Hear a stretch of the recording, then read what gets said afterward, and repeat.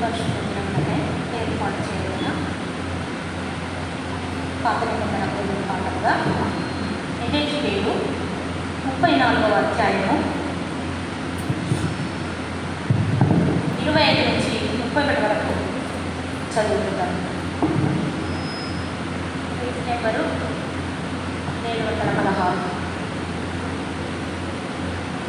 యెహెజ్కేలు గ్రంథము 34వ అధ్యాయము 25 నుండి 31 వరకు.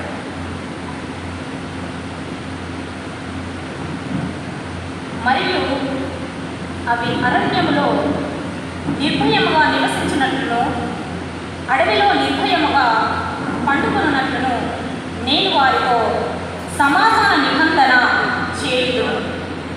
దుష్టమృగములు దేశములో లేకుండా చేయుదును. వారిని నా పర్వతము చుట్టుపట్ల స్థలములను దీవెనకరంగా చేయుదును. ఋతువుల ప్రకారము వర్షము కురిపించెదను. దీవెనకరముకు వర్షములు కురియును. ఫలవృక్షములు ఫలించును. భూమి పంట పండును. వారు దేశంలో నిర్భయముగా నివసిస్తురు. నేను వారి కాడి కట్లను తెప్పి వారిని దాసులుగా చేసిన వారి చేతిలో నుండి వారిని విడిపింపగా నేను యెహోవానై ఉన్నానని వారు తెలుసుకొందురు.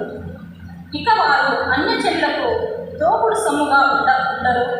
దుష్టమృగములు వారి యొక్క భక్షిపోవు. ఎవరి వలనను భయము లేకుండా వారు సురక్షితముగా నివసించెదరు. మరియు వారి యొక్క దేశంలో కరువు కలిగి నశించిపోకుండాను అన్యజనుల వలన వారి అవమానము ప్రాప్తించకుండాను వారి ప్రఖ్యాతి కొరకే తోట ఒకటి నేను ఏర్పరచెదను. అప్పుడు తమ దేవుడైన యెహోవానకు నేను తమకు తోడుగా ఉన్నాననియు ఇశ్రాయేలీయులైన తాము నా చెలులై ఉన్నారనియు వారు తెలుసుకొందురు. ఇదే ప్రభువు యెహోవా వాక్కు. నా గొర్రెలు నేను మేపుచున్న గొర్రెలు నగు మీరు మనుషులు, నేను మీ దేవుడను. ఇదే ప్రభు అయిన యెహోవా వాక్కు.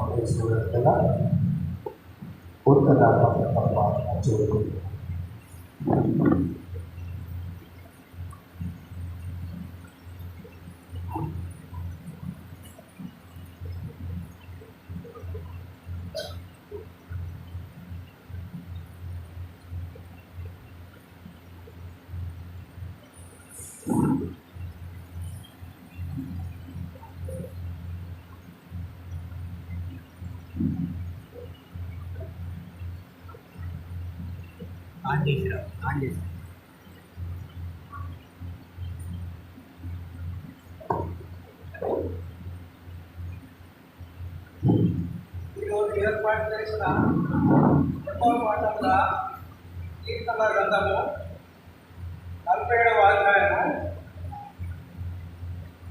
మొదటి నుంచి చివరి వరకు చదువుతున్నాము. చివరి వచనము అందరం కలిసి చదువుతున్నాము. 47వ కీర్తనలు మొదటి నుంచి ప్రారంభం. సర్వజనులారా చప్పట్లు కొట్టుడి, జయధ్వనులతో దేవుని గురించి ఆహ్వానం చేయి.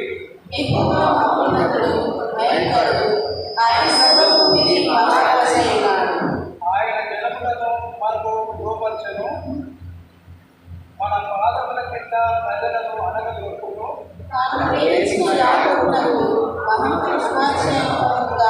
మన స్వాస్థ్యమును ఆయన మనకు ఏర్పాటు చేసి ఉన్నారు. దేవుడు ఆర్భాటంతో ఆరోహణమాయను, పూర్వధ్వనితో యుగోగా ఆరోహణమాయను. దేవుని కీర్తించుడి, కీర్తించుడి, మన రాజును కీర్తించుడి, కీర్తించుడి. దేవుడు సర్వభూమికి రాజైనాడు, నమ్మికగా కీర్తనలు పాడుడి. దేవుడు అన్యజనులకు రాజున్నాడు, దేవుడు తన పరిశుద్ధ సింహాసనం మీద ఆసీనుడై ఉన్నాడు. జనముల ప్రధానులు అబ్రహాము యొక్క దేవునికి జనులై కూడుకొని ఉన్నారు. భూనివాసులు ధరించుకున్న పీఠములు దేవుడికి, ఆయన మహోన్నత ఆయన. తండ్రి కుమార శుద్ధాత్మకును తగు స్తుతి మహిమలు కలుగుగాక. ఆదిని ఇప్పుడు ఎల్లప్పుడూ నైనట్టు యుగములు నాడు. ఆమేన్. తండ్రి కుమార శుద్ధాత్మకును తగు స్తుతి మహిమలు కలుగుగాక. ఆమేన్. అందరూ కూర్చున్నదయ్యా అప్పటికి పాఠం చూడండి.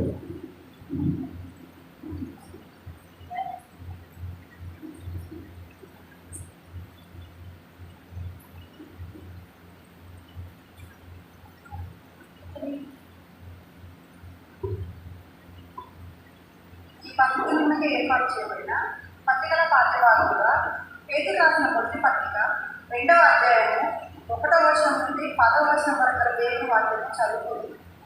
ఈ పద్ధతులకి ఏర్పాటు చేయబడిన పత్రికల పాఠ్యభాగంగా పేతురు రాసిన మొదటి పత్రిక 2వ అధ్యాయము 1వ వచనం నుండి 10వ వచనం వరకు గల దేవుని వాక్యం చదువుతుంది.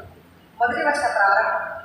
ప్రభువు దయాళుడై మీరు రుచి చూస్తున్న ఎడల సమస్తమైన దుష్టత్వమును, సమస్తమైన కపటమును, దేశ దానము, అసూయను, సమస్త దూషణ మాటలను మాని కొత్తగా జన్మించిన శిశువులను కోరిన వారే నిర్మలమైన వాక్యమును పాల వలన రక్షణ విషయంలో ఎదుగు నిమిత్తము ఆ పాలను ఆపేక్షించు.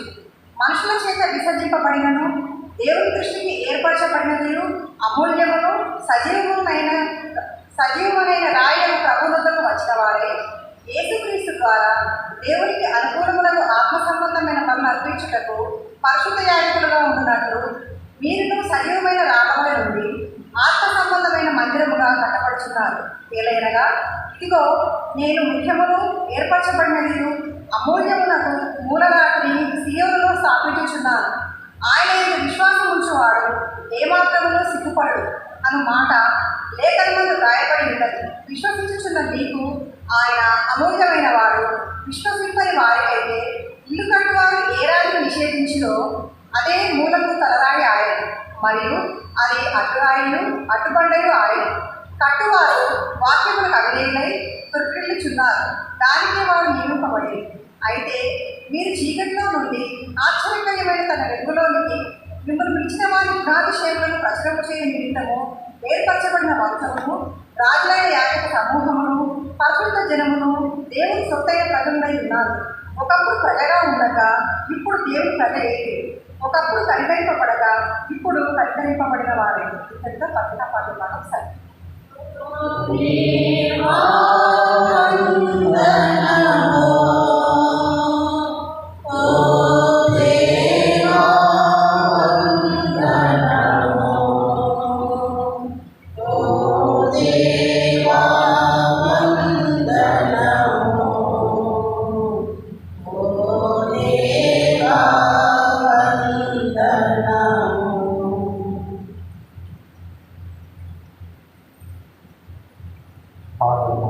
లేచిన వేళగా సువార్తల పాఠము చూడండి.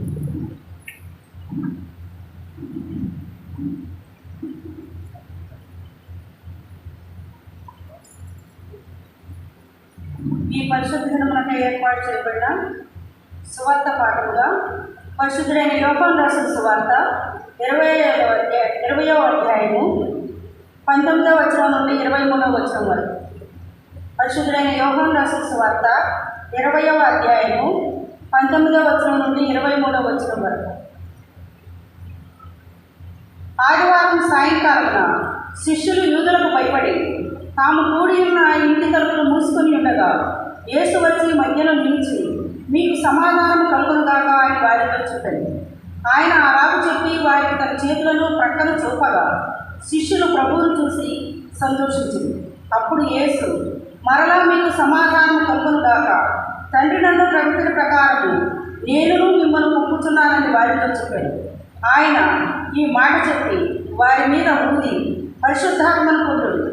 మీరు ఎవరి పాపములు క్షమించురో అవి వారికి క్షమింపబడును, ఎవరి పాపములు మీరు నిలిచి ఉండనిస్తురో అవి నిలిచి ఉండనని వారితో చెప్పాడు. ఈ పాట ఇద్దరితో వస్తుంది.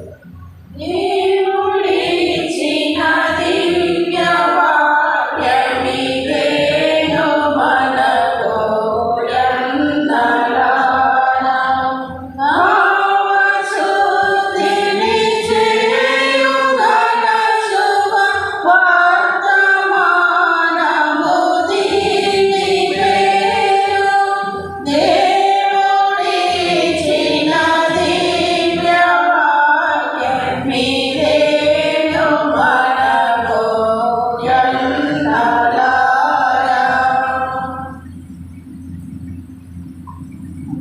అందరూ కూర్చొని